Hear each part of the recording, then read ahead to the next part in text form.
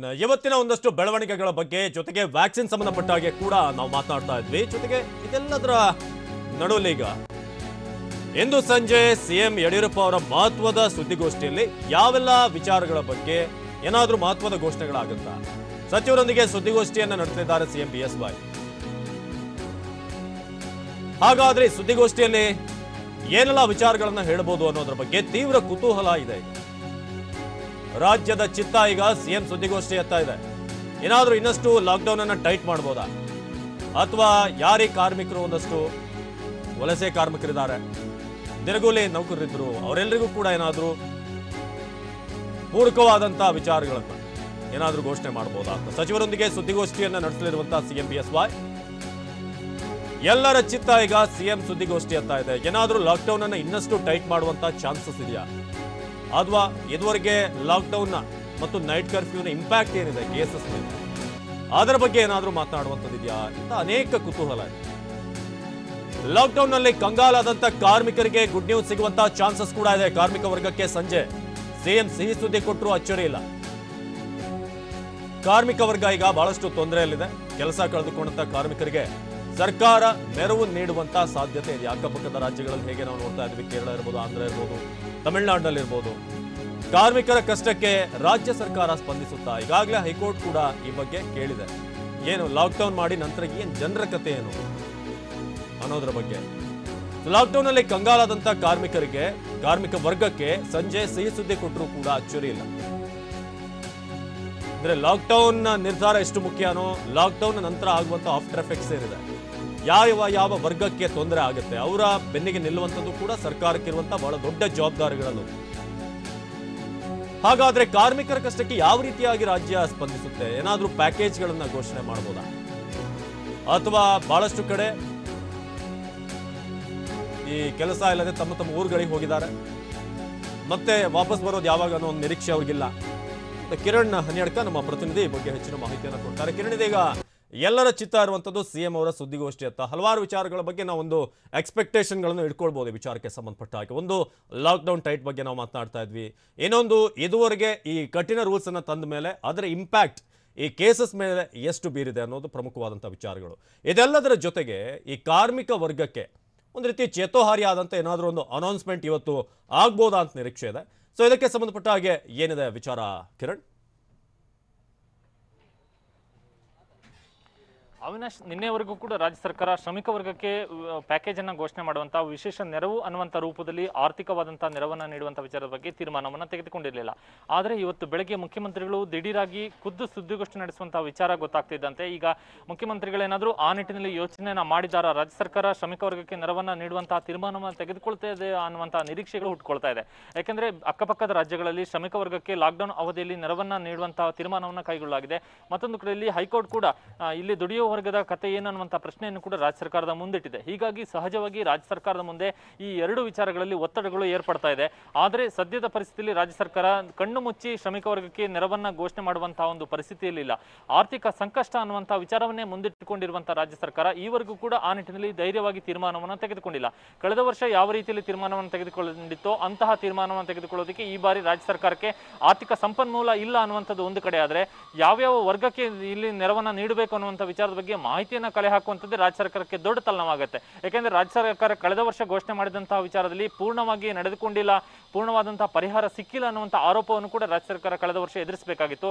ಇದರ ಈ ಬಾರಿ 14 ದಿನಗಳ ಲಾಕ್ಡೌನ್ ಸಂದರ್ಭದಲ್ಲಿ ಯಾವ್ಯಾವ ವರ್ಗಕ್ಕೆ ಇಲ್ಲಿ ನೆರವನ್ನ ನೀಡಬೇಕು ಅನ್ನುವಂಥ ವಿಚಾರದ ಬಗ್ಗೆ ಚರ್ಚೆಯನ್ನ ಮಾಡುವಂಥದ್ದು, ಮಾಹಿತಿಯನ್ನು ಕಲೆ ಹಾಕುವಂಥ ವಿಚಾರದಲ್ಲೇ ಇಲ್ಲಿ ಒಂದಷ್ಟು ದಿನಗಳು ಕಳೆದು ಹೋಗುತ್ತೆ. ಹಾಗಾಗಿ ಈ ಒಂದು ನಿರ್ಧಾರವನ್ನು ಕೈಗೊಳ್ಳುವಂಥದ್ದು ಒಂದು ವಿಚಾರದಲ್ಲಿ ರಾಜ್ಯ ಸರ್ಕಾರ ಇನ್ನೂ ಕೂಡ ಹಿಂದೇಟನ್ನ ಹಾಕ್ತಾ ಇದೆ.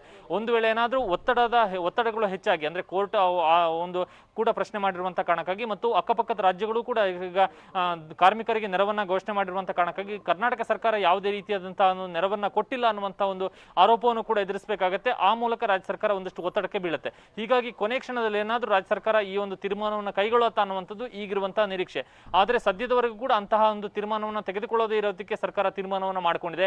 ಯಾಕಂದ್ರೆ ಘೋಷಣೆಯನ್ನು ಮಾಡಿದ್ರೆ ಅದನ್ನ ಪೂರೈಸಬೇಕಾಗುತ್ತೆ ಮತ್ತು ಅದಕ್ಕೆ ಬೇಕಾಗಿರುವಂತಹ ಆರ್ಥಿಕ ಸಂಪನ್ಮೂಲವನ್ನ ಸರ್ಕಾರ ಹೊಂದಿಸಬೇಕಾಗುತ್ತೆ. ಈಗಾಗಲೇ 18 ವರ್ಷ ಮೇಲ್ಪಟ್ಟವರಿಗೆ ಲಸಿಕೆಯನ್ನ ಖರೀದಿ ಮಾಡುವಂಥದ್ದು ರಾಜ್ಯ ಸರ್ಕಾರದ ಜವಾಬ್ದಾರಿ ಆಗಿರುವಂತಹ ಕಾರಣಕ್ಕಾಗಿ ಅದಕ್ಕೆ ಹಣ ಹೊಂದಿಸಬೇಕಾದಂತಹ ಒಂದು ಪರಿಸ್ಥಿತಿ ರಾಜ್ಯ ಸರ್ಕಾರದ ಮುಂದಿದೆ. ಇನ್ನು ದುಡಿಯೋ ವರ್ಗಕ್ಕೆ ನೆರವನ್ನ ನೀಡುವಂತಹ ವಿಚಾರದಲ್ಲಿ ಮುಖ್ಯಮಂತ್ರಿಗಳು ಘೋಷಣೆಯನ್ನು ಮಾಡಬೇಕಾದ್ರೆ ಇನ್ನೂ ಕೂಡ ಆರ್ಥಿಕ ಇಲಾಖೆ ಜೊತೆ ಅವರು ಸಮಾಲೋಚನೆಯನ್ನ ಚರ್ಚೆ ನಡೆಸಬೇಕು. ಈವರೆಗೂ ಕೂಡ ಆರ್ಥಿಕ ಇಲಾಖೆ ಜೊತೆ ಮುಖ್ಯಮಂತ್ರಿಗಳು ಯಾವುದೇ ಚರ್ಚೆಯನ್ನ ನಡೆಸಿಲ್ಲ. ಕೇವಲ ಕೋವಿಡ್ ನಿರ್ವಹಣೆ ವಿಚಾರದಲ್ಲಿ ಆರೋಗ್ಯ ಇಲಾಖೆ ಮತ್ತು ಕಂದಾಯ ಇಲಾಖೆ ಮತ್ತಿತರ ಸಂಬಂಧಿತ ಇಲಾಖೆಗಳ ಜೊತೆ ಚರ್ಚೆ ನಡೆಸಿದ್ದಾರೆ ಹೊರತು ಆರ್ಥಿಕ ಇಲಾಖೆ ಜೊತೆ ಇನ್ನೂ ಕೂಡ ಅವರು ಚರ್ಚೆ ನಡೆಸಿಲ್ಲ. ಹಾಗಾಗಿ ಇವತ್ತು ಮುಖ್ಯಮಂತ್ರಿಗಳ ಸುದ್ದಿಗೋಷ್ಠಿ ವೇಳೆ ಆ ಒಂದು ವಿಚಾರವನ್ನ ಅಂದ್ರೆ ದುಡಿಯೋ ವರ್ಗಕ್ಕೆ ನೆರವನ್ನ ಘೋಷಣೆ ಮಾಡುವಂತಹ ವಿಚಾರವನ್ನ ಘೋಷಣೆ ಮಾಡ್ತಾರೆ ಅನ್ನುವಂಥನ್ನ ಬಹಳ ಸ್ಪಷ್ಟವಾಗಿ ಹೇಳೋದಕ್ಕೆ ಸಾಧ್ಯವಿಲ್ಲ. ಈಗಿನ ಸಂದರ್ಭಕ್ಕೆ ಅಂತಹ ಸಾಧ್ಯತೆಗಳು ಬಹಳ ಕಡಿಮೆ ಇದೆ. ಯಾಕಂದ್ರೆ ಆರ್ಥಿಕ ಸಂಪನ್ಮೂಲ ಇಲ್ಲ ಅನ್ನುವಂಥ ಕಾರಣದಿಂದಾಗಿ ಸರ್ಕಾರ ಘೋಷಣೆ ಮಾಡುವ ಒಂದು ನಿರ್ಧಾರದಿಂದ ಹಿಂದೆ ಸರಿಯುವಂತ ಸಾಧ್ಯತೆಗಳೇ ಬಹಳ ಹೆಚ್ಚಾಗಿದೆ. ಆದರೆ ಕೊನೆಯ ಕ್ಷಣದಲ್ಲಿ ಏನಾದರೂ ಸರ್ಕಾರ ತೀರ್ಮಾನವನ್ನು ತೆಗೆದುಕೊಂಡ್ರೆ ಇವತ್ತಿನ ಸುದ್ದಿಗೋಷ್ಠಿಯಲ್ಲಿ ಶ್ರಮಿಕ ವರ್ಗಕ್ಕೆ ಸುದ್ದಿ ಸಿಗಬಹುದು, ಅಥವಾ ಮುಖ್ಯಮಂತ್ರಿಗಳು ಕೇವಲ ಲಸಿಕೆಯನ್ನು ಸ್ಥಗಿತ ಮಾಡಿರುವಂತಹ ವಿಚಾರಕ್ಕೆ ಕಾರಣ ಏನನ್ನುವಂಥದ್ದನ್ನ ಹೇಳಿ ಸುದ್ದಿಗೋಷ್ಠಿನ ಮುಗಿಸಬಹುದು. ಅವಿನಾಶ್. ಎಸ್ ಕಿರಣ್, ಹಾಗೆ ಸಂಪರ್ಕದಲ್ಲಿದೆ. ಇನ್ನೊಂದಷ್ಟು ನಿರೀಕ್ಷೆಗಳಿದೆ. ಎಲ್ಲಿ ಶ್ರಮಿಕ ವರ್ಗಕ್ಕೆ ಒಂದ್ ಕಡೆ ನೋಡಿದ್ವಿ, ಕಾರ್ಮಿಕ ವರ್ಗಕ್ಕೆ, ಇನ್ನು ಬೀದಿ ವ್ಯಾಪಾರಿಗಳ ಜೀವನ ನಿಜಕ್ಕೂ ಈಗ ಸಂಕಷ್ಟದಲ್ಲಿದೆ. ತರಕಾರಿ, ಹಣ್ಣು ಹಂಪಲು ಇಂಥ ಅಗತ್ಯ ವಸ್ತುಗಳನ್ನು ಹೊರತುಪಡಿಸಿದ್ರೆ ಹೂವು ವ್ಯಾಪಾರಕ್ಕೆ ಅವಕಾಶ ಇತ್ತು. ಅದನ್ನು ಹೊರತಾಗಿ ಬೀದಿ ವ್ಯಾಪಾರ ದೊಡ್ಡ ವ್ಯಾಪ್ತಿಯಲ್ಲಿ ಬೇರೆ ವಸ್ತುಗಳ ಮಾರಾಟ, ಬೀದಿ ವ್ಯಾಪಾರಿಗಳಿಗೆ ಸರ್ಕಾರ ಏನಾದರೂ ನೆರವಾಗುತ್ತಾ? ಈಗ 4 ಗಂಟೆಗಳ ಕಾಲಾವಕಾಶ ಕೊಟ್ಟಿದ್ರು ಕೂಡ ನಿರೀಕ್ಷಿತ ಮಟ್ಟದಲ್ಲಿ ಅವರಿಗೆ ವ್ಯಾಪಾರ ವಹಿವಾಟು ಆಗ್ತಲ್ಲ. ಒಂದ್ ಕಡೆ ಜನರಿಗೆ ಭಯ ಇದೆ, ಮತ್ತೊಂದ್ ಕಡೆ ಒಂದಷ್ಟು ದಿನಗಳಿಗೆ ಆಗುವಷ್ಟು ವಸ್ತುಗಳನ್ನು ಖರೀದಿ ಮಾಡ್ಕೊಂಡು ಅವ್ರ ಮನೇಲಿದ್ದಾರೆ. ಹಾಗಾಗಿ ಬೀದಿ ವ್ಯಾಪಾರಿಗಳ ಕಣ್ಣೀರು ಒರೆಸುತ್ತಾ ರಾಜ್ಯ ಸರ್ಕಾರ ಅನ್ನೋ ಪ್ರಶ್ನೆ, ಅದೆಲ್ಲವೂ ಕೂಡ ಇವತ್ತಿನ ಸುದ್ದಿಗೋಷ್ಠಿಯಲ್ಲಿ ಮೆನ್ಷನ್ ಆಗ್ತದೆ. ಲಾಕ್ಡೌನ್ ಇಂದಾಗಿ ಬೀದಿ ವ್ಯಾಪಾರಿಗಳು ಕಂಗಾಲಾಗಿದ್ದಾರೆ.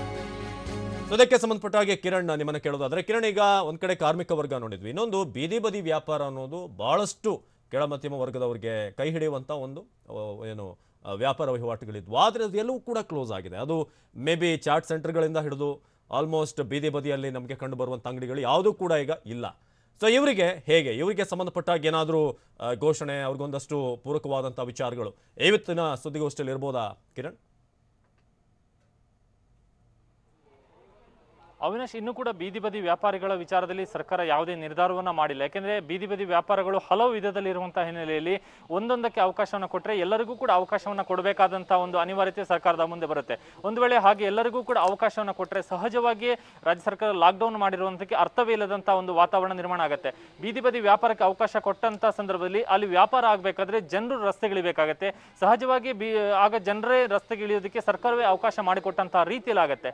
ಇನ್ನು ಅವಕಾಶವನ್ನ ಬೀದಿ ವ್ಯಾಪಾರಿಗಳಿಗೆ ಅವಕಾಶವನ್ನ ಮಾಡಿಕೊಟ್ಟು ಜನರನ್ನ ರಸ್ತೆಗಿಳಿಯೋದಕ್ಕೆ ಅವಕಾಶ ಕೊಡದೇ ಇದ್ರೆ ಅವರು ವ್ಯಾಪಾರ ಇಲ್ಲದೆ ವಾಪಸ್ ಅದೇ ರೀತಿ ಬರಿಗೈಯಲ್ಲಿ ಮನೆಗೆ ಹೋಗಬೇಕಾದಂತ ಒಂದು ಪರಿಸ್ಥಿತಿ ನಿರ್ಮಾಣ ಆಗುತ್ತೆ. ಹೀಗಾಗಿ ಈ ಕಾರಣಕ್ಕಾಗಿ ಇನ್ನೂ ಕೂಡ ಬೀದಿ ವ್ಯಾಪಾರಿಗಳಿಗೆ ವ್ಯಾಪಾರಕ್ಕೆ ಅವಕಾಶವನ್ನ ನೀಡದೇ ಇರೋದಕ್ಕೆ ಸರ್ಕಾರ ತೀರ್ಮಾನವನ್ನ ಮಾಡಿರುವಂತದ್ದು. ಈ ಹಣ್ಣು ಮತ್ತು ತರಕಾರಿ ಮಾರಾಟವನ್ನ ಮನೆಗೆ ಹೋಗಿ ಮಾರಾಟ ಮಾಡೋದಕ್ಕೆ ಅವಕಾಶನ ಕೊಡಲಾಗಿದೆ. ಅದು ಅಗತ್ಯ ವಸ್ತು ಅನ್ನುವಂತಹ ಒಂದು ಅಡಿಯಲ್ಲಿ ಬರುವಂತಹ ಕಾರಣಕ್ಕಾಗಿ ಅದಕ್ಕೆ ಅವಕಾಶವನ್ನು ಕೊಟ್ಟಿರುವಂತದ್ದು. ಇನ್ನು ಬೀದಿ ವ್ಯಾಪಾರಿಗಳಿಗೆ ಅವಕಾಶವನ್ನ ಕೊಟ್ಟರೆ ಸಹಜವಾಗಿ ಜನರು ರಸ್ತೆಗೆ ಬರುವಂತ ಕಾರಣದಿಂದಾಗಿ ಅವರನ್ನ ನಿಯಂತ್ರಣ ಮಾಡುವಂತದ್ದು ಸರ್ಕಾರಕ್ಕೆ ಮತ್ತಷ್ಟು ದೊಡ್ಡ ಸವಾಲಾಗುತ್ತೆ ಮತ್ತು ಸರ್ಕಾರವೇ ಜನರು ರಸ್ತೆಗೆ ಬರೋದಕ್ಕೆ ಅವಕಾಶವನ್ನ ಮಾಡಿಕೊಡ್ತು ಅನ್ನುವಂತಹ ಟೀಕೆಯನ್ನು ಮತ್ತೊಂದು ಬದಿಯಿಂದ ಸರ್ಕಾರ ಎದುರಿಸಬೇಕಾಗತ್ತೆ. ಹೀಗಾಗಿ ಇನ್ನೂ ಕೂಡ ಬೀದಿ ವ್ಯಾಪಾರಿಗಳ ಬಗ್ಗೆ ಅವಕಾಶವನ್ನ ಮಾಡಿಕೊಡುವಂತಹ ವಿಚಾರದಲ್ಲಿ ಸರ್ಕಾರ ಯಾವುದೇ ತೀರ್ಮಾನವನ್ನ ಮಾಡಿಲ್ಲ, ಯೋಚನೆಯನ್ನ ಮಾಡ್ತಾ ಇದೆ ಅಷ್ಟೇ. ಹಾಗಾಗಿ ಇವತ್ತಿನ ಸುದ್ದಿಗೋಷ್ಠಿಯಲ್ಲಿ ಮುಖ್ಯಮಂತ್ರಿಗಳು ಆ ವಿಚಾರದ ಬಗ್ಗೆ ತೀರ್ಮಾನವನ್ನ ಮಾಡ್ತಾರೆ ಅಥವಾ ಘೋಷಣೆಯನ್ನ ಮಾಡ್ತಾರೆ ಅನ್ನುವಂಥದ್ದನ್ನ ಖಚಿತವಾಗಿ ಹೇಳೋದಕ್ಕೆ ಸಾಧ್ಯವಿಲ್ಲ. ಯಾಕಂದ್ರೆ ಅಧಿಕಾರಿಗಳು ಕೂಡ ಮುಖ್ಯಮಂತ್ರಿಗಳಿಗೆ ಸಲಹೆಯನ್ನ ಕೊಟ್ಟಿರುವಂತದ್ದು ಏನಂದ್ರೆ ಬೀದಿ ವ್ಯಾಪಾರಕ್ಕೆ ಅವಕಾಶವನ್ನು ಕೊಟ್ಟಂತ ಸಂದರ್ಭದಲ್ಲಿ ಸಹಜವಾಗಿ ಸಂಜೆ ವೇಳೆಗೆ ಅಥವಾ ಬೆಳಗಿನ ವೇಳೆಗೆ ಜನರು ರಸ್ತೆಗೆ ಬಂದೇ ಬರ್ತಾರೆ ಅನ್ನುವಂಥದ್ದನ್ನ ಅಧಿಕಾರಿಗಳು ಬಹಳ ಸ್ಪಷ್ಟವಾಗಿ ಮುಖ್ಯಮಂತ್ರಿಗಳು ಹೇಳಿದ್ದಾರೆ.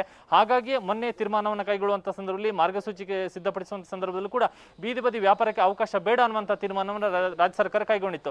ಮತ್ತೊಂದು ಕಡೆಯಲ್ಲಿ ಪದೇ ಈ ರೀತಿಯಾದಂತಹ ನಿಯಮಗಳನ್ನು ಸಡಿಲಿಸುತ್ತಾ ಹೋದ್ರೆ, ತಾನೇ ಹೊರಡಿಸಿದಂತಹ ಮೊದಲ ಮಾರ್ಗಸೂಚಿನ ಪರಿಷ್ಕರಣೆ ಮಾಡ್ತಾ ಹೋದ್ರೆ ರಾಜ್ಯ ಸರ್ಕಾರ ಕೈಗೊಂಡಿರುವಂತಹ ಲಾಕ್ಡೌನ್ಗೆ ಮತ್ತು ಹೊರಡಿಸಿರುವಂತಹ ಮೊದಲನೇ ಮಾರ್ಗಸೂಚಿಗೆ ಯಾವುದೇ ಬೆಲೆ ಇಲ್ಲದಂತಹ ರೀತಿಯಲ್ಲಾಗುತ್ತೆ. ಒಬ್ಬರಿಗೆ ಅವಕಾಶ ಕೊಟ್ಟಂತ ಸಂದರ್ಭದಲ್ಲಿ ಮತ್ತೊಂದು ವರ್ಗ ಕೂಡ ಅವಕಾಶವನ್ನ ಕೇಳ್ತಾ ಬರುತ್ತೆ. ಹೀಗಾದಾಗ ಎಲ್ಲರಿಗೂ ಕೂಡ ಅವಕಾಶವನ್ನ ಕೊಡುವಂತಹ ಕೊಡಬೇಕಾದಂತಹ ಒಂದು ಪರಿಸ್ಥಿತಿನ ಸರ್ಕಾರ ಎದುರಿಸಬೇಕಾಗುತ್ತೆ. ಹಾಗೆ ಸಂಪರ್ಕದಲ್ಲಿ ನಾವು ಇವತ್ತಿನ ಸುದ್ದಿಗೋಷ್ಠಿಯ ಬಗ್ಗೆ ಒಂದಷ್ಟು ನಿರೀಕ್ಷೆಗಳೇನಿದೆ ಅನ್ನೋದ್ರ ಬಗ್ಗೆ ನಾವು ಮಾತನಾಡ್ತಾ ಇದ್ವಿ. ಸರ್ಕಾರದ ವಿರುದ್ಧ ಇತ್ತ ಹೈಕೋರ್ಟ್ ಮತ್ತೆ ಗರಂ ಆಗಿದೆ. ಸರ್ಕಾರಕ್ಕೆ ಕೋರ್ಟ್ ತಪರಾಕಿ 31 ಲಕ್ಷ ಜನರಿಗೆ ವ್ಯಾಕ್ಸಿನ್ ಯಾವಾಗ ಒದಗಿಸ್ತೀರಾ ಹೇಳಿ. ಇದು ಹೈಕೋರ್ಟ್ ಈಗ ಮತ್ತೆ ಕ್ಲಾಸ್ ತೆಗೆದುಕೊಂಡಿದೆ ಸರ್ಕಾರಕ್ಕೆ. ಲಸಿಕೆ ಒದಗಿಸಲು ನಿಮ್ಮಿಂದ ಆಗದೇ ಇದ್ರೆ ಹೇಳಿ, ನಿಮ್ಮಿಂದ ಪ್ರೊವೈಡ್ ಮಾಡೋಕೆ ಸಾಧ್ಯ ಇಲ್ಲ ಅಂತಂದ್ರೆ ಅದನ್ನ ಒಪ್ಕೊಂಡ್ಬಿಡಿ, ಆಗ್ತಾ ಇಲ್ಲ ನಮ್ಮ ಕೈಲಿ, ನಾವು ನಿಮ್ಮಿಂದ ಸಾಧ್ಯವಿಲ್ಲ ಎಂದೇ ಆದೇಶದಲ್ಲಿ ದಾಖಲಿಸ್ತೇವೆ. ಸುಮ್ಮನೆ ಜನರಲ್ಲಿ ಒಂದಷ್ಟು ನಿರೀಕ್ಷೆ ಮೂಡಿಸಿ ಅವ್ರನ್ನ ಅನವಶ್ಯಕವಾಗಿ ಅಲಿಯೋ ಹಾಗೆ ಮಾಡಬೇಡಿ. ಲಸಿಕೆ ಒದಗಿಸಿದ ಸರ್ಕಾರಕ್ಕೆ ಹೈಕೋರ್ಟ್ನ ತರಾಟೆ. ನಿಮ್ಮ ಕೈಲಿ ಸಾಧ್ಯ ಇಲ್ಲ ಅಂತಂದ್ರೆ ಓಪನ್ ಆಗಿ ಹೇಳ್ಬಿಡಿ, ಒಪ್ಕೊಂಡ್ಬಿಡಿ, ಅದನ್ನ ಆಗ್ತಿಲ್ಲ ನಮ್ಮ ಕೈಲಿ ಆನ್ ಟೈಮ್, ಜನರ ನಿರೀಕ್ಷೆಗಳನ್ನ ಪೂರೈಸೋದಕ್ಕೆ ಈ ಸರ್ಕಾರಕ್ಕೆ ಆಗ್ತಿಲ್ಲ ಅನ್ನೋ ರೀತಿಯಾಗಿದೆ ಈಗ ಪರಿಸ್ಥಿತಿ. ಅದನ್ನೇ ಹೈಕೋರ್ಟ್ ಕೂಡ ಪ್ರಶ್ನೆ ಮಾಡಿರೋದು. 31 ಲಕ್ಷ ಜನರಿಗೆ ವ್ಯಾಕ್ಸಿನ್ ಯಾವಾಗ ಒದಗಿಸ್ತೀರಿ? ಲಸಿಕೆ ಒದಗಿಸಲು ನಿಮ್ಮಿಂದ ಸಾಧ್ಯವಾಗದೇ ಇದ್ರೆ ಅದನ್ನೇ ಹೇಳಬೇಡಿ, ಅದನ್ನೇ ನಾವು ದಾಖಲಿಸಿಕೊಳ್ತೇವೆ. ರಾಜ್ಯ ಸರ್ಕಾರಕ್ಕೆ ಎಲ್ಲರಿಗೂ ಆನ್ ಟೈಮ್ ಲಸಿಕೆಯನ್ನ ಪೂರೈಸೋದಕ್ಕೆ ಸಾಧ್ಯ ಆಗಿಲ್ಲ, ಸಾಧ್ಯ ಆಗ್ತಾ ಇಲ್ಲ. ಇದು ಹೈಕೋರ್ಟ್ ಸರ್ಕಾರಕ್ಕೆ ತೆಗೆದುಕೊಂಡಿರುವಂತಹ ಕ್ಲಾಸ್. ನಿಮ್ಮ ಕೈಲಿ ಆಗ್ತಾ ಇಲ್ಲ ಲಸಿಕೆಯನ್ನ ಸಮಯಕ್ಕೆ ಸರಿಯಾಗಿ,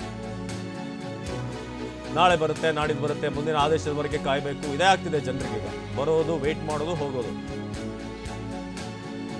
31 ಲಕ್ಷ ಜನರಿಗೆ ವ್ಯಾಕ್ಸಿನ್ ಯಾವಾಗ ಒದಗಿಸ್ತೀರಾ ಹೇಳಿ? ಸರ್ಕಾರ ಇದಕ್ಕೆ ಯಾವ ರೀತಿ ಉತ್ತರ ಕೊಡುತ್ತೆ ಅಂತ ನೋಡ್ಬೇಕು. ಯಾಕಂದ್ರೆ ಪ್ರತಿನಿತ್ಯ ಪರದಾಡ್ತಾ ಇದ್ದಾರೆ ಇವರು, ನೋಡ್ಬೇಕು.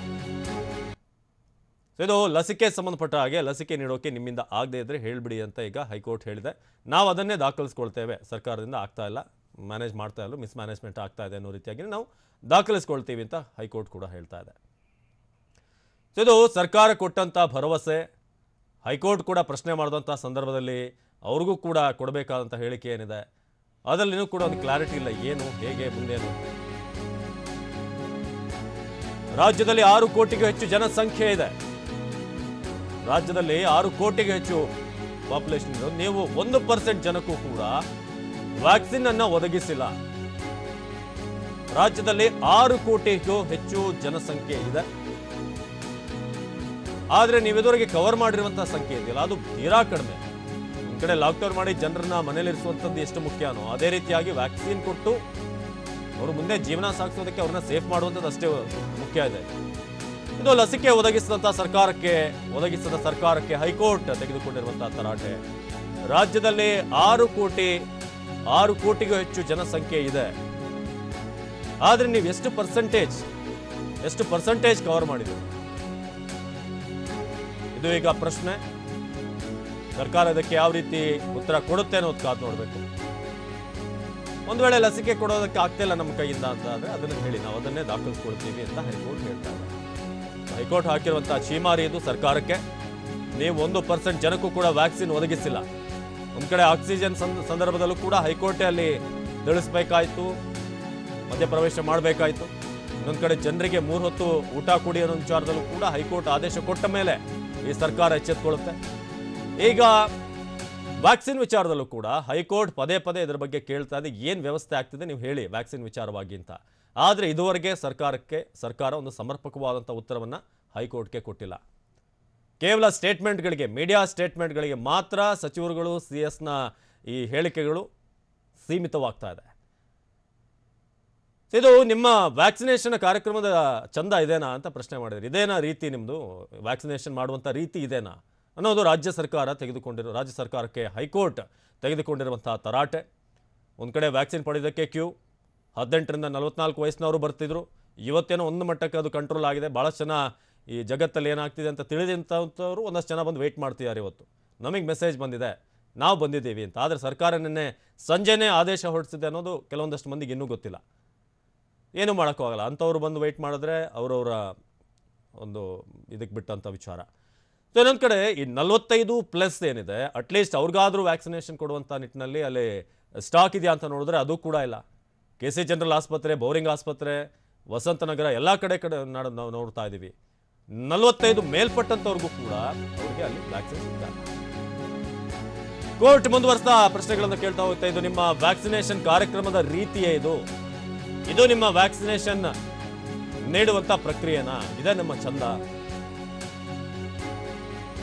ಇದು ಹೈಕೋರ್ಟ್ ಪ್ರಶ್ನೆ ಮಾಡೋದು. ಹಿಂಗೇನಾ ವ್ಯಾಕ್ಸಿನ್ ಕೊಡೋದು, ಬಂದವ್ರನ್ನೆಲ್ಲ ಕಾಯಿಸೋದು? ಸೊ ಇದು ನಿಮ್ಮ ವ್ಯಾಕ್ಸಿನೇಷನ್ ಕಾರ್ಯಕ್ರಮದ ರೀತಿ ಅಂತ ಪ್ರಶ್ನೆ ಮಾಡಿದೆ ಹೈಕೋರ್ಟ್. ಈ ರೀತಿಯಾಗಿ ಜನರನ್ನ ಬಂದು ಕಾಯಿಸಿ ಅಲ್ಲಿ ಗಂಟೆಗಟ್ಟಲೆ ವೆಯ್ಟ್ ಮಾಡಿಸಿ ನಂತರ ಮನೆ ಕಳಿಸುವಂಥದ್ದು ನಿಮ್ಮ ಕಾರ್ಯಕ್ರಮನ? ಇದು ವ್ಯಾಕ್ಸಿನೇಷನ್ ಕೊಡುವಂತ ಕಾರ್ಯಕ್ರಮ ಇದೇನಾ ಅಂತ ಈಗ ಪ್ರಶ್ನೆ ಮಾಡಿದೆ ಹೈಕೋರ್ಟ್. ಜನರಿಗೆ ವ್ಯಾಕ್ಸಿನ್ ಕೊಡುವಂಥದ್ದು ಬಹಳ ಮುಖ್ಯ ಇದೆ, ಆದರೆ ಇದೆಂತ ವ್ಯಾಕ್ಸಿನ್ ಅಭಿಯಾನ ಅಂತ ಈಗ ಕೋರ್ಟ್ ಪ್ರಶ್ನೆ ಮಾಡಿದೆ. ನಿಮ್ಮ ವ್ಯಾಕ್ಸಿನ್ ಕಾರ್ಯಕ್ರಮದ ರೀತಿ ಇದೇನಾ? ಸಾಮಾನ್ಯ ಜನ ಅಲ್ಲಿ ಹೈರಾಣ ಆಗ್ತಿದ್ದಾರೆ. ಹೇಗೆ ಯಾವಾಗ ಬಂದರೂ ವ್ಯಾಕ್ಸಿನ್ ಇಲ್ಲ, ಯಾವಾಗ ಬಂದರೂ ಕೂಡ ನಾಳೆ ಬನ್ನಿ ಅನ್ನೋ ರೀತಿ ಅಂತ ಉತ್ತರ ಬರ್ತಾ ಇದೆ. ಇದು ನಿಮ್ಮ ರೀತಿಯ ವ್ಯಾಕ್ಸಿನ್ ಅನ್ನ ನೀಡುವಂತ ಅಭಿಯಾನ ಬಹಳ ಅಚ್ಚುಕಟ್ಟಾಗಿ ನಡಿಬೇಕಾಗಿತ್ತು, ಬಹಳ ನೀಟಾಗಿ ನಡಿಬೇಕಾಗಿತ್ತು, ಯಾರಿಗೂ ಕೂಡ ಗೊಂದಲ ಆಗದ ಹಾಗೆ. ಆದ್ರಲ್ಲಿ ಒಂದು ರೀತಿಯಾಗಿ ಸಂತೆ ರೀತಿಯಾಗಿ ಆಗ್ತಾ ಇದೆ. ಬಂದವರಿಗೆ ಅಲ್ಲಿ ಸಿಗುತ್ತೆ ವಸ್ತುಗಳು, ಯಾರಿಗೆ ಲಾಸ್ಟಿಗೆ ಬರ್ತಾರೆ ಅವ್ರಿಗೆ ಸಿಗಲ್ಲ, ಆ ರೀತಿಯಾಗಿ. ಬಟ್ ಕೆಲವೊಂದ್ ಕಡೆ ಆನ್ ಟೈಮ್ ಬಂದರೂ ಕೂಡ ವ್ಯಾಕ್ಸಿನ್ ಇಲ್ಲ.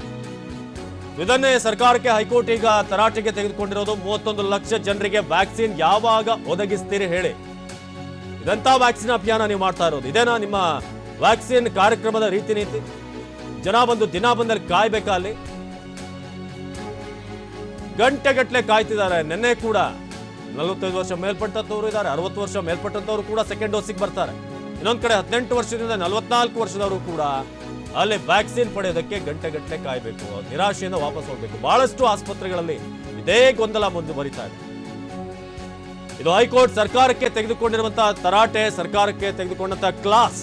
ಜನರಿಗೆ ವ್ಯಾಕ್ಸಿನ್ ನೀಡುವಂತ ರೀತಿ ಈಗ ಇದೇನ ನಿಮ್ಮ ಸಿಸ್ಟಮ್? ಈ ರೀತಿಯಾಗಿ ಯಾರಾದ್ರೂ ಜನರನ್ನ ಹೈರಾಣಾಗಿಸಿ ಜನ ನಿಮಗೆ ಹಿಡಿ ಶಾಪ ಹಾಕ್ತಿದಾರಲ್ಲಿ. ಆದ್ರೆ ವ್ಯಾಕ್ಸಿನ್ ಈಗ 18ರಿಂದ 44ರವರಿಗೆ ಇಲ್ಲ ಅಂತ ಹೇಳಿದ್ರು. 2 ದಿನಗಳಲ್ಲಿ ವ್ಯಾಕ್ಸಿನೇಷನ್ ಮಾಡುವಂತೆ ಆದೇಶಿಸಬೇಕಾಗುತ್ತೆ. ಸರ್ಕಾರಕ್ಕೆ ಹೈಕೋರ್ಟ್ ವಿಭಾಗೀಯ ಪೀಠದ ಎಚ್ಚರಿಕೆ.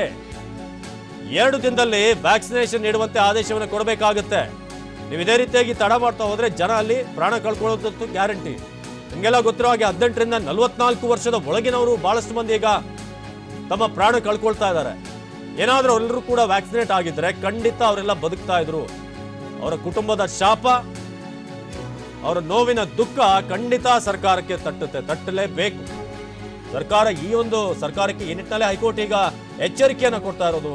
ಇದೇ ರೀತಿಯಾಗಿ ನಿಮ್ಮ ವ್ಯಾಕ್ಸಿನ್ ಪ್ರಕ್ರಿಯೆ ಮುಂದುವರಿತಾ ಹೋದ್ರೆ 2 ದಿನಗಳಲ್ಲಿ ವ್ಯಾಕ್ಸಿನೇಷನ್ ಮಾಡುವಂತೆ ಆದೇಶಿಸಬೇಕಾಗುತ್ತೆ. ಸರ್ಕಾರಕ್ಕೆ ಹೈಕೋರ್ಟ್ ವಿಭಾಗೀಯ ಪೀಠ ಎಚ್ಚರಿಕೆಯನ್ನ ಕೊಡ್ತಾ ಇದೆ. ನಿಮ್ದು ಯಾವ ರೀತಿಯಾದಂತಹ ವ್ಯಾಕ್ಸಿನೇಷನ್ ಪದ್ಧತಿ ಇದು? ಯಾವ ಅಭಿಯಾನ ಇದು? ಎಷ್ಟು ಜನಕ್ಕೆ ನೀವು ಇದುವರೆಗೆ ವ್ಯಾಕ್ಸಿನ್ ಕೊಟ್ಟಿದ್ದೀರಾ? ಜನರ ಜೀವ ಉಳಿಸೋದಕ್ಕೆ ಕೇವಲ ಲಾಕ್ಡೌನ್ ಮಾತ್ರ ಇರುವಂತಹ ದಾರಿಯಲ್ಲ, ವ್ಯಾಕ್ಸಿನೇಷನ್ ಕೂಡ ಅಷ್ಟೇ ಇಂಪಾರ್ಟೆಂಟ್. ಜನರು ಎಷ್ಟು ದಿನ ಅಂತ ಮನೇಲಿ ಕಟ್ಟ ಹಾಕ್ತೀರಿ? ಎಷ್ಟು ದಿನ ಅಂತ ಮನೇಲೇ ಇರಬೇಕು? ವ್ಯಾಕ್ಸಿನೇಷನ್ ಪ್ರೋಸೆಸ್ ಕೂಡ ಬಹಳ ಮುಖ್ಯ ಆಗಿರುವಂತದ್ದು. ಇದಕ್ಕೇನೆ ಹೈಕೋರ್ಟ್ ಈಗ ಇದೆಂತ ವ್ಯಾಕ್ಸಿನ್ ಅಭಿಯಾನ ಅಂತ ಸರ್ಕಾರಕ್ಕೆ ಈಗ ಹೈಕೋರ್ಟ್ನ ವಿಭಾಗೀಯ ಪೀಠ ಎಚ್ಚರಿಕೆ ಕೊಟ್ಟಿದೆ. 2 ದಿನಗಳಲ್ಲಿ ಏನಾದ್ರೂ ವ್ಯಾಕ್ಸಿನೇಷನ್ ಪ್ರೋಸೆಸ್ ಇದೇ ರೀತಿಯಾಗಿ ಮುಂದುವರಿತಾ ಹೋದ್ರೆ ವ್ಯಾಕ್ಸಿನ್ ನೀಡಬೇಕು ಅಂತ ಆದೇಶ ಕೊಡಬೇಕಾಗುತ್ತೆ ಅಂತ ಸರ್ಕಾರದ ಆದೇಶಕ್ಕೆ ಹೈಕೋರ್ಟ್ ಹಿಗ್ಗಾಮುಗ್ಗಾ ತರಾಟೆಗೆ ತೆಗೆದುಕೊಂಡಿದೆ. ಸರ್ಕಾರದ ವಿರುದ್ಧ ಹೈಕೋರ್ಟ್ ಈಗ ಕೆಂಡ ಕಾರ್ತಾ ಇದೆ. ನಿನ್ನೆ 18ರಿಂದ 44 ವರ್ಷಕ್ಕೆ ವ್ಯಾಕ್ಸಿನ್ ಇಲ್ಲ ಅಂತ ಹೇಳ್ಬಿಟ್ರಿ. ಪಾಪ ಜನ ಹೆಲ್ಪ್ಲೆಸ್, ಏನ್ ಮಾಡ್ತಾರೆ ಅವ್ರು? ಹೌದಾ ಅಂತ ಹೇಳಿ ವಾಪಸ್ ಹೋಗ್ಬೇಕು. ಒಂದಷ್ಟು ಜನ ಈಗಲೂ ಕೂಡ ಸರ್ಕಾರವನ್ನ ಡಿಫೆಂಡ್ ಮಾಡ್ಕೊಳ್ಳುವಂತ ಪುಣ್ಯಾತ್ಮರು ಇದ್ದಾರೆ. ಏನು ಮಾಡ್ಲಿಕ್ಕೆ ಆಗಲ್ಲ ಅಂತವರಿಗೆ. ವ್ಯಾಕ್ಸಿನ್ ವಿಚಾರದಲ್ಲಿ ಸರ್ಕಾರಕ್ಕೆ ಫುಲ್ ಕ್ಲಾಸ್. ಸರ್ಕಾರದ ವಿರುದ್ಧ ಹೈಕೋರ್ಟ್ ಈಗ ಕೆಂಡ ಕಾರ್ತಾ ಇದೆ. ಸರ್ಕಾರದ ಆದೇಶಕ್ಕೆ ಹೈಕೋರ್ಟ್ ಈಗ ಹಿಗ್ಗಾಮುಗ್ಗಾ ತರಾಟೆಗೆ ತೆಗೆದುಕೊಳ್ತಾ ಇದೆ. ಇದೇ ನೀವು ವ್ಯಾಕ್ಸಿನ್ ನೀಡ್ತಿರುವಂತಹ ರೀತಿ. ಮುಕ್ಕಾಲು ಭಾಗ ಜನರಿಗೆ ವ್ಯಾಕ್ಸಿನ್ ಇಲ್ಲ, ಏನೋ ಒಂದಷ್ಟು ಪರ್ಸೆಂಟೇಜ್ ವ್ಯಾಕ್ಸಿನ್ ಕವರ್ ಮಾಡಿದ್ರೆ ಅಷ್ಟೇನೆ. ಮೇ 1ನೇ ತಾರೀಕು ಎಲ್ರಿಗೂ ಕೂಡ 18 ವರ್ಷ ಮೇಲ್ಪಟ್ಟಂತವ್ರಿಗಿತ್ತು. ಆದ್ರೆ ಎಷ್ಟು ಜನ ವ್ಯಾಕ್ಸಿನೇಟ್ ಆಗಿದ್ದಾರೆ? ವ್ಯಾಕ್ಸಿನ್ ವಿಚಾರದಲ್ಲಿ ಸರ್ಕಾರಕ್ಕೆ ಹೈಕೋರ್ಟ್ ಈಗ ಹಿಗ್ಗಾಮುಗ್ಗಾ ತರಾಟೆಗೆ ತೆಗೆದುಕೊಂಡಿದೆ. ಪ್ರತಿ ವಿಚಾರದಲ್ಲೂ ಹೈಕೋರ್ಟ್ ಬಂದು ಇವರಿಗೆ ತರಾಟೆಗೆ ತೆಗೆದುಕೊಂಡಾಗ್ಲೇ ಇವರು ಎಚ್ಚೆತ್ಕೊಳ್ಳೋದು. ಆಕ್ಸಿಜನ್ ವಿಚಾರದಲ್ಲೂ ಹಾಗೆ. ಜನಸಾಮಾನ್ಯರು ಲಾಕ್ಡೌನ್ ಇಂದ ಹೊಟ್ಟೆಗಿರದಲ್ಲಿ ಬೀದಿಗೆ ಬಂದಿದ್ದಾರೆ. ಅವ್ರಿಗೆ ಏನ್ ಕತೆ ಅಂತ ಹೇಳಿದಾಗ ನಂತರ ಇಂದಿರಾ ಕ್ಯಾಂಟೀನ್, NGOಗಳಿಂದ ನಾವು ವ್ಯವಸ್ಥೆ ಮಾಡ್ತಾ ಇದೀವಿ ಅಂತ ಸರ್ಕಾರ ಹೇಳುತ್ತೆ. ಪ್ರತಿಯೊಂದಕ್ಕೂ ಕೂಡ ಹೈಕೋರ್ಟ್ ಚಾಟಿ ಬೀಸಲೇಬೇಕಾ? ಹಾಗಾದ್ರೆ ನಿಮಗೆ ಸ್ವಂತ ವಿವೇಚನೆ ಅಥವಾ ಜನರ ಬಗ್ಗೆ ಕಾಳಜಿ ಇಲ್ವಾ ಅನ್ನೋ ಸಹಜವಾದಂತಹ ಪ್ರಶ್ನೆಗೆ ಎಲ್ರಿಗೂ ಕೂಡ ಮೂಡ್ತಾ ಇದೆ. ವ್ಯಾಕ್ಸಿನ್ ವಿಚಾರದಲ್ಲಿ ಸರ್ಕಾರಕ್ಕೆ ಹೈಕೋರ್ಟ್ನ ಫುಲ್ ಕ್ಲಾಸ್.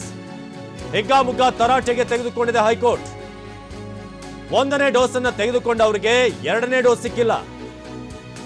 ವ್ಯಾಕ್ಸಿನ್ ಜನರ ಹಕ್ಕು. ಜನರು ಅದನ್ನ ಪಡೆದುಕೊಳ್ಳುವಂಥದ್ದು, 2ನೇ ಡೋಸ್ ತೆಗೆದುಕೊಳ್ಳೋದು ಜನರ ಹಕ್ಕಲ್ವಾ? ಒಂದು ನೀವು ಡೋಸ್ ಅನ್ನ ಕೊಟ್ಬಿಟ್ಟು ಉಳಿದಂತ 2ನೇ ಡೋಸ್ ಅನ್ನ ಕೊಡ್ತಾ ಇಲ್ಲ ಅಂತಂದ್ರೆ ಏನರ್ಥ?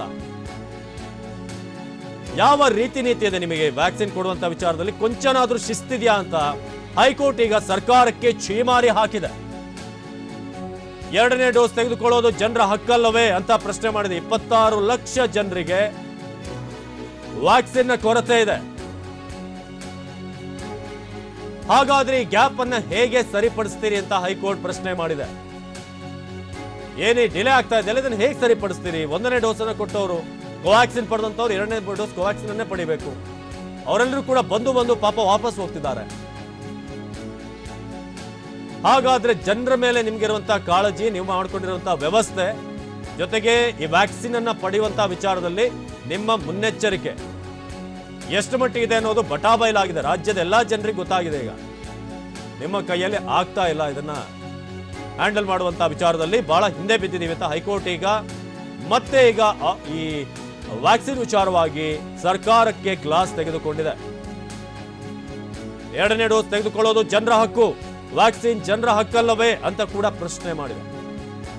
26 ಲಕ್ಷ ಜನರಿಗೆ ವ್ಯಾಕ್ಸಿನ್ ಕೊರತೆ ಇದೆ. ಅವರೆಲ್ಲರೂ ಕೂಡ ಕಾಯ್ತಿದ್ದಾರೆ. ಬಹಳಷ್ಟು ಮಂದಿ ವ್ಯಾಕ್ಸಿನ್ ಸೆಂಟರ್ಗೆ ಬರ್ತಾರೆ, ವಾಪಸ್ ಹೋಗ್ತಾರೆ, ಬರ್ತಾರೆ, ಹಾಗೆ ವಾಪಸ್ ಹೋಗ್ತಾರೆ.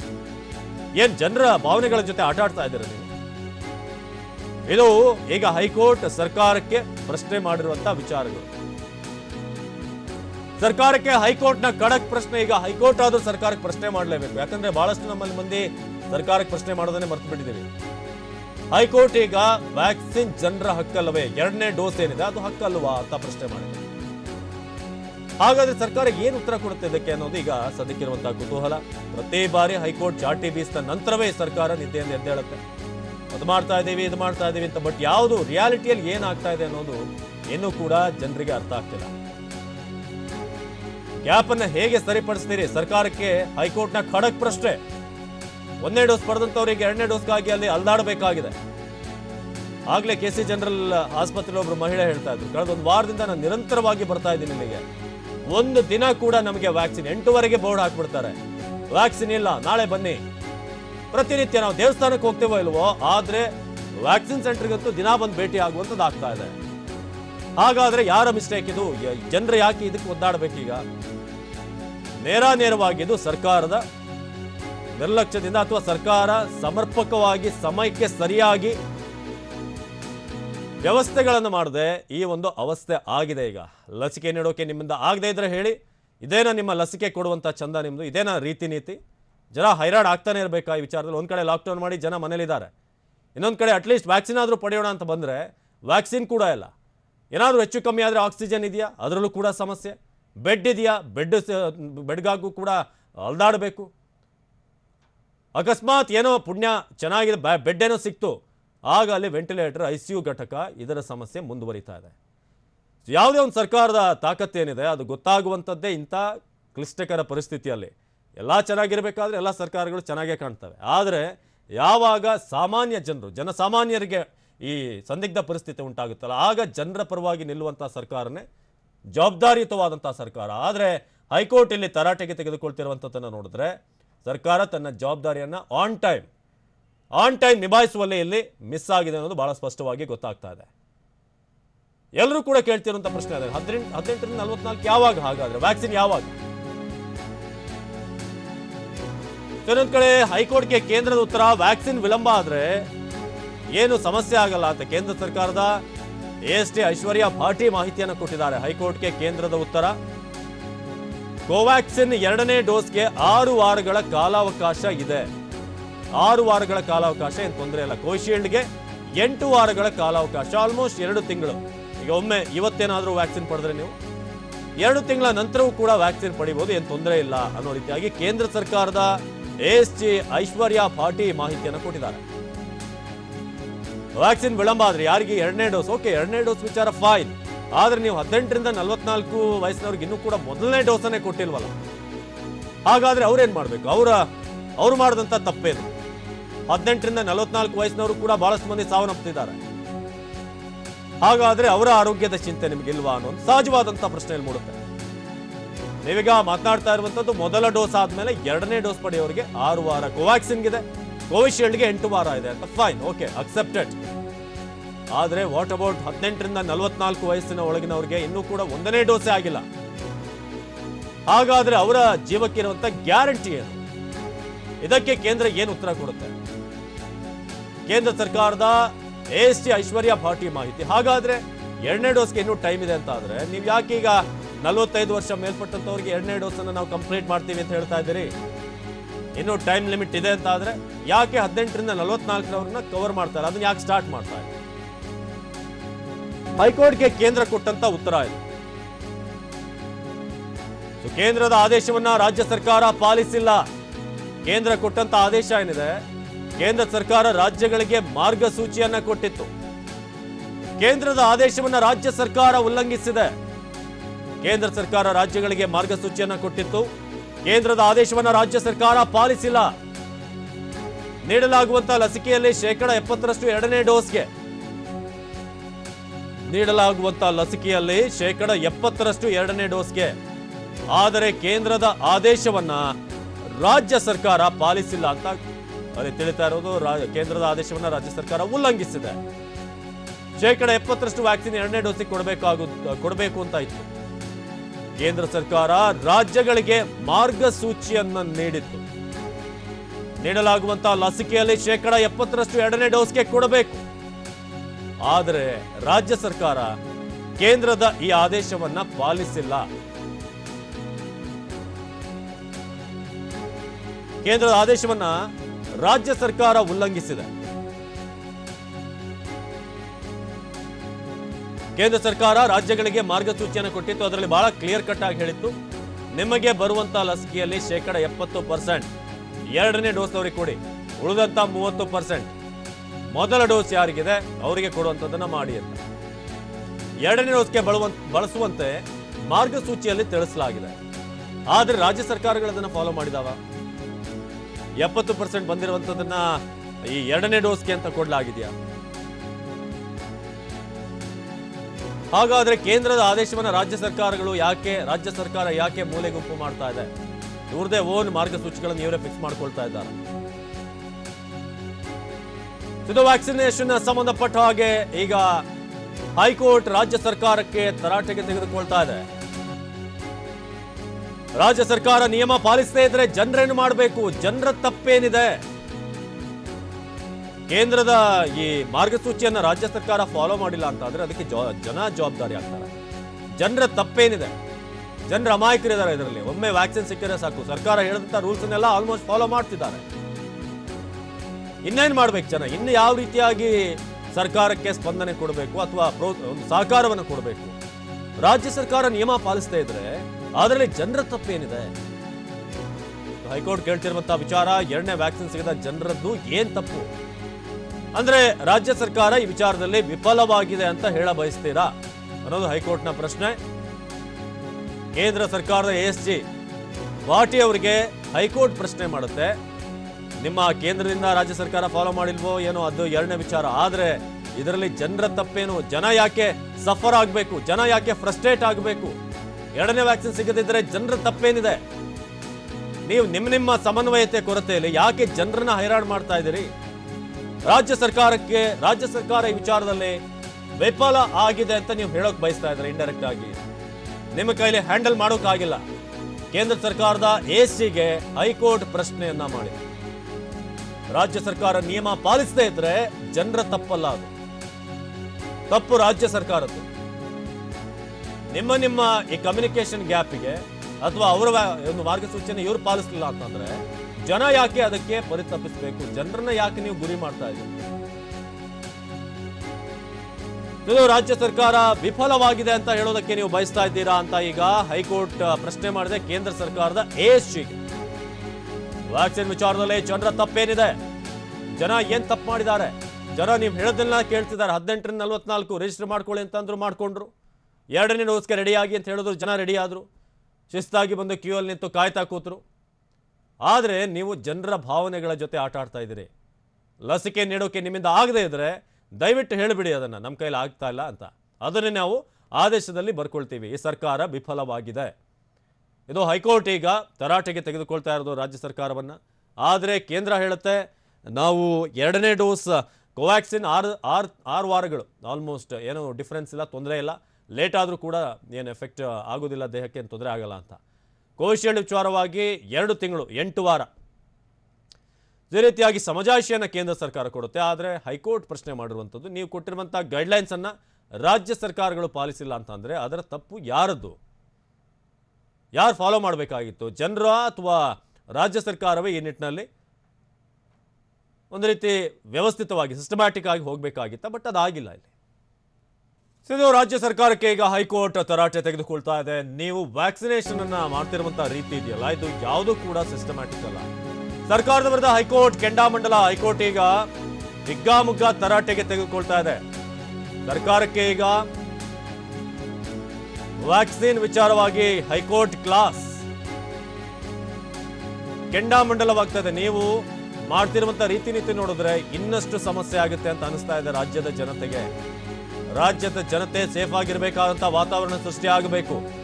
ಆದರೆ ಇಲ್ಲಿ ಯಾವ ವ್ಯವಸ್ಥೆಯಲ್ಲೂ ಕೂಡ ಒಂದು ಶಿಸ್ತು ಅನ್ನೋದು ಅಥವಾ ಪೂರ್ವಭಾವಿ ಸಿದ್ಧತೆ ಕಾಣ್ತಾ ಇದೆ. ಸರ್ಕಾರದ ವಿರುದ್ಧ ಹೈಕೋರ್ಟ್ ಈಗ ಕ್ಲಾಸ್ ತೆಗೆದುಕೊಳ್ತಾ ಇದೆ. ವ್ಯಾಕ್ಸಿನ್ ವಿಚಾರವಾಗಿ ಸರ್ಕಾರಕ್ಕೆ ಹೈಕೋರ್ಟ್ ಕ್ಲಾಸ್. ಡೋಸ್ ಯಾವ ರೀತಿಯಾಗಿ ಮ್ಯಾನೇಜ್ ಮಾಡ್ತಾ ಇದ್ರಿ, 2ನೇ ಡೋಸ್ ವಿಚಾರವಾಗಿ ಏನ್ ಪ್ಲಾನಿಂಗ್ ಆಗಿದೆ, ಮೊದಲ ಡೋಸ್ ವಿಚಾರವಾಗಿ ಆಗಿರುವಂತಹ ಗೊಂದಲ ಇದೆಲ್ಲವನ್ನ ಕೂಡ ಈಗ ಹೈಕೋರ್ಟ್ ಪ್ರಶ್ನೆ ಮಾಡ್ತಾ ಇದೆ. ವ್ಯಾಕ್ಸಿನ್ ವಿಚಾರವಾಗಿ ಸರ್ಕಾರಕ್ಕೆ ಹೈಕೋರ್ಟ್ನ ಕ್ಲಾಸ್. ಸರ್ಕಾರದ ವಿರುದ್ಧ ಹೈಕೋರ್ಟ್ ಈಗ ಕೆಂಡಾಮಂಡಲವಾಗ್ತಾ ಇರೋದು. ಪ್ರತಿಯೊಂದು ವಿಚಾರದಲ್ಲೂ ಕೂಡ ಈಗ ಹೈಕೋರ್ಟ್ ಚಾಟಿ ಬೀಸ್ತಾನೆ ಇದೆ ಸರ್ಕಾರಕ್ಕೆ. ಆದ್ರೂ ಕೂಡ ಇವರು ಇವತ್ತು ಮಾಡ್ತೀವಿ, ನಾಳೆ ಮಾಡ್ತೀವಿ, ಬರೋವಾರ ಬರುತ್ತೆ ಅನ್ನೋ ರೀತಿಯಾದಂತ ಸಮಜಾಯಿಷಿಯಲ್ಲೇ ಕಾಲ ಕಳೀತಿದ್ದಾರೆ. ಬಿಟ್ರೆ ಒಂದೇ ಒಂದು ವಿಚಾರದಲ್ಲಿ ಶಿಸ್ತಿನಿಂದ ಆಗಿದೆ ಅಂತ ಅನ್ನಿಸ್ತಾ ಇದೆ. ನೀವು ಹೇಳ್ಬೋದು ಈಗ ಜನ ಕೇಸ್ಗಳು ಹೆಚ್ಚಾಗ್ಬಿಟ್ಟಿದೆ, ಎಲ್ರಿಗೂ ಕೂಡ ಡಿಮ್ಯಾಂಡ್ ಇದೆ, ಎಲ್ಲರೂ ಕೂಡ ವ್ಯಾಕ್ಸಿನ್ ಬಯಸ್ತಾ ಇದ್ದಾರೆ ಅಂತ. ಆದರೆ ಕೇಸ್ಗಳು ಹೆಚ್ಚಾಗೋದಕ್ಕೆ ಇಂಡೈರೆಕ್ಟ್ಲಿ ನೀವೇ ಕಾರಣ. ನೀವು ಮಾಡಿದಂಥ ಆರಂಭಿಕ ನಿರ್ಲಕ್ಷ್ಯನೇ ಇದಕ್ಕೆ ಕಾರಣ. ಆರಂಭದಲ್ಲೇ ಕೊಂಚ ಕಟ್ಟುನಿಟ್ಟಾಗಿ ಗಡಿ ಭಾಗಗಳನ್ನು ಟೈಟ್ ಮಾಡಿದರೆ, ಬಂದವ್ರನ್ನ ಟೆಸ್ಟ್ ಮಾಡುವಂಥ ಪ್ರೊಸೆಸ್ ಸೀರಿಯಸ್ ಆಗಿ ಆಗ್ತಾ ಇದ್ರೆ ಇವತ್ತು ಇಂತಹ ಸಮಸ್ಯೆ ಆಗ್ತಾ ಇರಲಿಲ್ಲ. ಹಾಗಾಗಿ ನೀವು ಮಾಡಿರುವಂಥ ತಪ್ಪುಗಳನ್ನು ತಿದ್ದುವಂಥದ್ದೇನಿದೆ ಅದು ನಿಮ್ಮದೇ ಜವಾಬ್ದಾರಿ.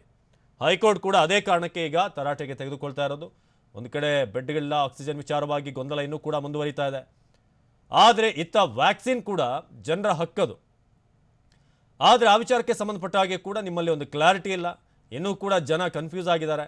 ಭಾಳಷ್ಟು ಮಂದಿ ರಿಜಿಸ್ಟ್ರೇಷನ್ ಆಗ್ತಾ ಇದೆ. ಯಾವಾಗ ಲಸಿಕೆ ಅನ್ನೋದು ಇನ್ನೂ ಕೂಡ ವಾರಗಟ್ಟಲೆ ಕಾಯ್ತಿದಾರಲ್ಲಿ. ಒಂದು ಕಡೆ 2ನೇ ಡೋಸ್ ಅವ್ರು ಕಾಯ್ತಾ ಇದ್ದಾರೆ, ಮತ್ತೊಂದು ಕಡೆ ಮೊದಲ ಡೋಸ್ ಪಡೆಯುವಂಥವ್ರು ಇನ್ನೂ ಕೂಡ ಅವರಿಗೆ ಒಂದು ಕ್ಲಾರಿಟಿ ಇಲ್ಲ. ಲಸಿಕೆ ನೀಡೋಕೆ ನಿಮ್ಮಿಂದ ಆಗದೆ ಇದ್ದರೆ ಹೇಳಿಬಿಡಿ, ನಾವು ಅದನ್ನೇ ಆದೇಶದಲ್ಲಿ ಬರ್ಕೊಂಡು ಬಿಡ್ತೀವಿ, ಅದನ್ನೇ ಆದೇಶವನ್ನು ಪ್ರಕಟ ಮಾಡ್ತೀವಿ. ರಾಜ್ಯ ಸರ್ಕಾರ ವ್ಯಾಕ್ಸಿನನ್ನು ಸಮಯಕ್ಕೆ ಸರಿಯಾಗಿ ನೀಡೋದಕ್ಕೆ, ರಾಜ್ಯದ ಜನರಿಗೆ ನೀಡೋದಕ್ಕೆ ವಿಫಲವಾಗಿದೆ. ಇದು ದೊಡ್ಡ ಬ್ಲ್ಯಾಕ್ ಮಾರ್ಕ್ ಸರ್ಕಾರಕ್ಕೆ. ಒಂದು ವೇಳೆ ಆ ರೀತಿಯಾಗಿ ಅವರು ಒಪ್ಕೊಂಡ್ರೆ ಖಂಡಿತ ಇದರ ಬಗ್ಗೆ ಇಡೀ ದೇಶದಾದ್ಯಂತ ಈಗ ಚರ್ಚೆ ಆಗ್ತಿದೆ. ಕರ್ನಾಟಕದ ಪರಿಸ್ಥಿತಿಗಳು ಹೇಗಿದೆ ಏನು ಅನ್ನೋದರ ಬಗ್ಗೆ. ಲಸಿಕೆ ನೀಡೋಕ್ಕೆ ನಿಮ್ಮಿಂದ ಆಗದೆ ಇದ್ದರೆ ಹೇಳಿ ಅಂತ ಈಗ ಹೈಕೋರ್ಟ್ ಕ್ಲಾಸ್ ತೆಗೆದುಕೊಂಡಿರೋದು. ಆದರೆ 2ನೇ ಡೋಸ್ ಸಂಬಂಧಪಟ್ಟ ಹಾಗೆ ಕೇಂದ್ರ ಒಂದಷ್ಟು ಸಮಜಾಯಿಷಿಯನ್ನು ಕೊಡ್ತಾ ಇದೆ. ಇನ್ನೂ ಟೈಮ್ ಇದೆ, ಏನು ತೊಂದರೆ ಇಲ್ಲ ಅನ್ನೋ ನಿಟ್ಟಿನಲ್ಲಿ. ಸೊ ಈ ಕೋವ್ಯಾಕ್ಸಿನ್ ಪಡೆದಂಥವ್ರು 6 ವಾರ ವೆಯ್ಟ್ ಮಾಡ್ಬೋದು. ಜೊತೆಗೆ ಕೋವಿಶೀಲ್ಡ್ ಪಡೆದಂಥವ್ರು 8 ವಾರಗಳ ಕಾಲ ಗ್ಯಾಪ್ ಏನೋ ತೊಂದರೆ ಇಲ್ಲ, ಅದಾದಮೇಲೂ ಕೂಡ 2 ಡೋಸನ್ನು ಕೊಡ್ಬೋದು ಅಂತ. ಆದರೆ ಇಲ್ಲಿ ಬಂದು ಕಾಯ್ತಿರೋದಿದೆಯಲ್ಲ, ಅದು ಯಾರ ತಪ್ಪು, ಯಾರ ಮಿಸ್ಕಮ್ಯುನಿಕೇಷನಿಂದ ಆಗಿರುವಂಥದ್ದು ಅಂತ ಈಗ ಹೈಕೋರ್ಟ್ ಪ್ರಶ್ನೆ ಮಾಡ್ತಾ ಇದೆ. ಜೊತೆಗೆ ಕೇಂದ್ರ ಕೊಟ್ಟಂಥ ಗೈಡ್ಲೈನ್ಸ್ ಏನಿದೆ ಅದನ್ನು ಕೂಡ ರಾಜ್ಯ ಸರ್ಕಾರ ಫಾಲೋ ಮಾಡಿಲ್ಲ ಅನ್ನೋದು. ಯಾಕಂದರೆ 70% ಈಗ ಏನು ಬರುತ್ತೆ ವ್ಯಾಕ್ಸಿನ್ ಅದನ್ನು 2ನೇ ಡೋಸ್ ಅವರಿಗೆ ಕೊಡಬೇಕು ಅಂತ ಕೇಂದ್ರ ಹೇಳಿದೆ ಅಂತ ಮಾರ್ಗಸೂಚಿಯಲ್ಲಿ. ಆದರೆ ಸರ್ಕಾರ ಅದನ್ನು ಫಾಲೋ ಮಾಡಿಲ್ಲ, ರಾಜ್ಯ ಸರ್ಕಾರ ಅಂತ. ಆ ಟೈಮ್ನಲ್ಲಿ ಹೈಕೋರ್ಟ್ ಹೇಳುತ್ತೆ ರಾಜ್ಯ ಸರ್ಕಾರ ಫಾಲೋ ಮಾಡಿಲ್ಲ ಅಂತಂದರೆ ಯಾರ ತಪ್ಪದು? ಜನರ ತಪ್ಪದು. ಜನರೇನಾದರೂ ಹೇಳಿದರೆ ಈ ರೀತಿಯ ಫಾಲೋ ಮಾಡಬೇಡಿ ಅಂತ. ಸೊ ಹಾಗಾಗಿ ಈಗ ಸರ್ಕಾರ ಯಾವ ರೀತಿಯಾಗಿ ಹೈಕೋರ್ಟ್ನ ಈ ಖಡಕ್ ಪ್ರಶ್ನೆಗಳಿಗೆ ಉತ್ತರ ಕೊಡುತ್ತೆ ಅನ್ನೋದು ನಾವು ಕಾದು ನೋಡಬೇಕು. ಅಟ್ಲೀಸ್ಟ್ ಹೈಕೋರ್ಟ್ ಆದರೂ ಈಗ ಬಿಸಿ ಮುಟ್ಟಿಸ್ತಾ ಇದೆಯಲ್ಲ ಅನ್ನೋದಷ್ಟೇ ಸಮಾಧಾನದ ವಿಚಾರ ಹಲವಾರು ವಿಚಾರಗಳಲ್ಲಿ.